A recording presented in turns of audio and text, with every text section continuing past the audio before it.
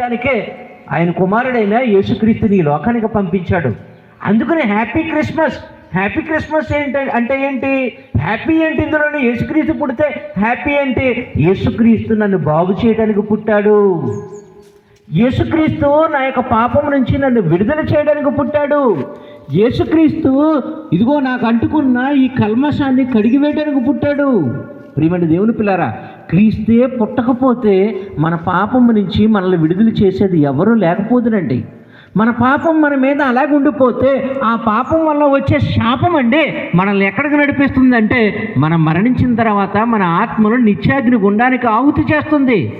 గనుక ప్రియమైన దేవుని పిల్లరా, క్రీస్తు యేసుని నమ్ముకుంటే నీ యొక్క పాపం కడిగివేయబడుద్ది. అమ్మ కానీ, నాన్న కానీ, మాస్టర్ గారు కానీ, మరి డాక్టర్లు కానీ, ఏ రాజకీయ వ్యక్తులు కానీ మన యొక్క పాపాన్ని కడిగివేయలేరు. ఎందుకంటే అందరికీ పాపం ఉందండి. అంటారు కదా కొంతమంది, ఇంటింటికి ఉంది మట్టి పొయ్యి అని. అలాగే ప్రతి వ్యక్తికి ఏముందంటే